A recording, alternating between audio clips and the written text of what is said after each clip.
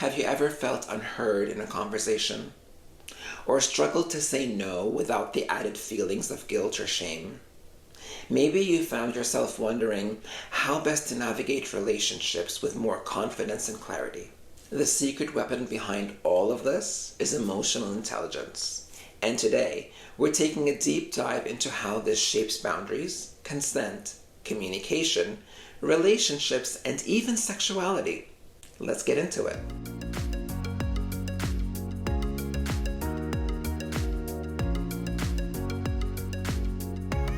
Hello everyone, and welcome back to my channel. My name is Merwin Tucker. I'm a spiritual life coach, yoga teacher, and energy medicine facilitator. And today, we're going to attempt to introduce a deep topic, emotional intelligence. This will probably be one of many videos as this is a big topic. Please be present with your body, heart, and mind as we go through this together. It's often said that the heart and mind speak in entirely different languages. The mind processes the world of ideas through the language of thoughts, reason, and intellect, whereas the heart processes emotions through the subtle language of feelings. The core belief here is that you can't think your way through emotions. You have to truly feel them in order to process them. The conundrum that now arises is, if emotions belong to the heart and intelligence belongs to the mind, what exactly is emotional intelligence? How are we bringing those two things together? In a way, you can think of emotional intelligence as the linguistic translator between the heart and the mind, tying them together. Emotional intelligence is basically the ability to recognize, understand, and manage your emotions as well as the emotions of others. It's like having a built-in GPS for human connection. As Brené Brown puts it, we, humans, are hardwired for connection. And as we've explored in other videos, true vulnerability is required for authentic connection. Otherwise, we're connecting to something fake, with someone who isn't really there or isn't really emotionally available. When emotional intelligence is running on high, you're better at handling conflicts, setting boundaries, and creating healthier relationships altogether.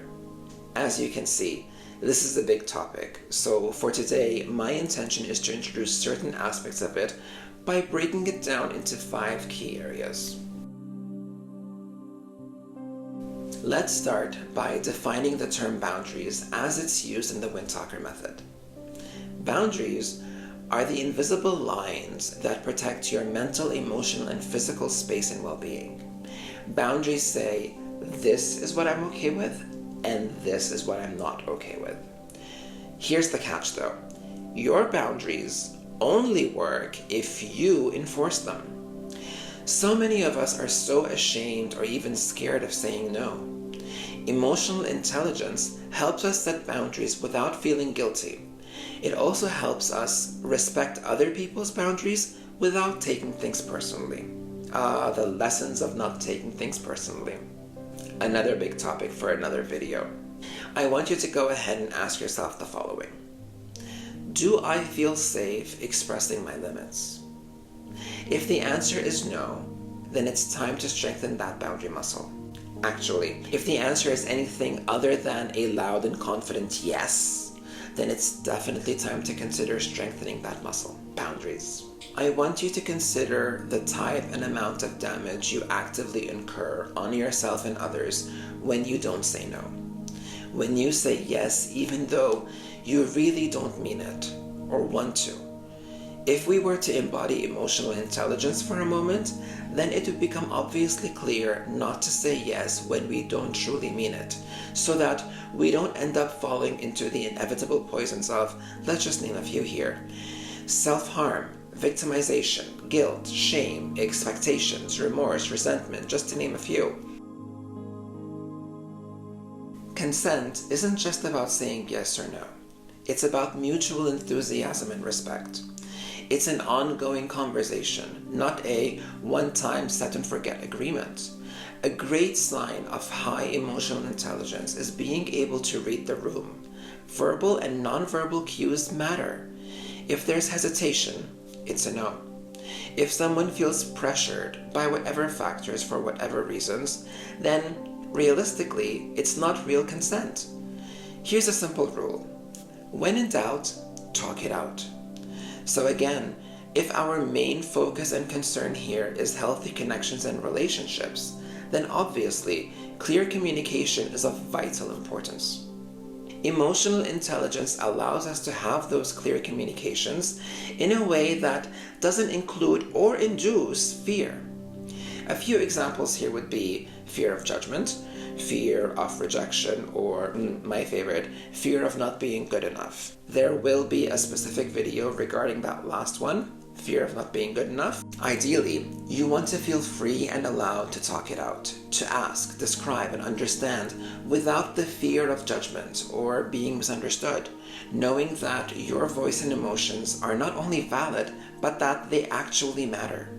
Again, when in doubt, talk it out. There's a wonderful line in the Wiccan Rede that reads, "Soft of eye and light of touch, speak little and listen much." I just love the gentleness this line both embodies and exudes. Communication is a two-way street. Speaking, which projects our thoughts, and listening, which allows us to receive and understand. Healthy, clear communication is about expressing yourself truthfully, openly, and clearly, sharing what we want the other person to know. It's also equally about listening with the intent to understand and connect rather than just waiting for our turn to speak. Here's another question for you. When was the last time you had a conversation where you felt completely and truly heard? Take your time. That right there, feeling heard, is the power of emotional intelligence manifest in communication. And I get it, not everyone is trained in emotional intelligence or even in clear communication. So here are my 3 golden rules for such communication. Number 1, listen to understand, not just to respond. Allow yourself the opportunity to take in and understand what the other is trying to communicate. Give yourself the space and the grace to simply listen without the need to respond. Number 2, express yourself without throwing blame. In conversation, choose to say statements like "I feel" instead of things like "you always." Example, "I feel like you are being mean right now." Sounds a lot different from saying "you are always being mean." Do you see the difference? Number 3, be open and honest, but also be kind. Yes, you are sovereign, and yes, you should be honest and open and free to say and express what you need to say and express. That said, honesty without kindness is just plain cruel and hurtful. Don't do it. Just don't. Emotional intelligence in relationships is emotional intelligence put into action. Since everything we're talking about today revolves around building healthy connections and relationships, this is where today's topic truly comes to life and finds its most meaningful purpose. I mean, honestly, why do we spend so much time, energy, oxygen, brain cells, and money on unhealthy relationships? Where's the logic in that? Here's the thing. Your relationships thrive when emotional intelligence is put in play. Whether it's with friends, family, or romantic partners, the key ingredients are always the same, and these are fundamental, down-to-earth, very basic yet super potent tools: self-awareness, empathy, and conflict resolution. Unfortunately, we don't have enough time to go further into those today, but we can get into them in another video if you like. So please let me know in the comments section below if you would like me to make that video. But for now, I want you to ask yourself yet another question. Am I showing up authentically in my relationships? Another way of putting it is, am I presenting myself in a way that is authentically true to who I am in my relationships? Again, if the answer is anything less than an enthusiastic yes, then maybe it's time for some emotional fine-tuning. I mean, who wants to be in a relationship where they can't be authentically themselves? Side note, Why are you so scared of being authentically yourself? Please remember, love cannot exist where there is fear. Sexuality and emotional intelligence are deeply interconnected and go hand in hand. Total shocker, I know. Understanding your emotions and the value of your emotions helps you embrace your desires without shame. If sex is supposed to be this mind-blowing, life-changing, perspective-altering experience, how can it truly be all of that when our hearts and minds are clouded by toxic, poisonous emotions like shame, fear, guilt, blame, you name it? Which, when you think about it, those are the real culprits blocking emotional intelligence in the first place.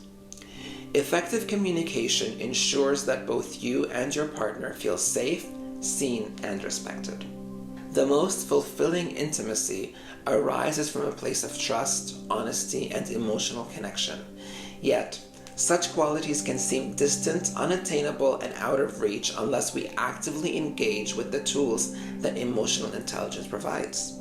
So obviously, we've only begun to scratch the surface of this deep topic. But we need to start somewhere.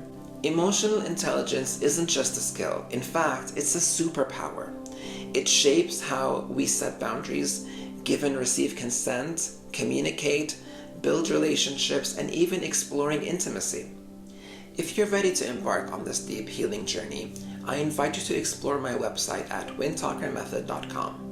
There you'll find a full list of the services and classes that I offer, both in person and online, to support you on your path towards sovereignty and emotional intelligence. So let's start slow. What's one emotional intelligence area you want to improve in? Drop a comment below, and maybe that comment would spark a conversation, or maybe even strike a chord and relate to what another person is feeling, thus making them feel seen and not alone. If you found today's message helpful, please don't forget to like the video, subscribe to the channel, and maybe even share this video with someone who you think would benefit from it. Thank you so much for watching this video. I look forward to seeing you in the next one. Blessed be.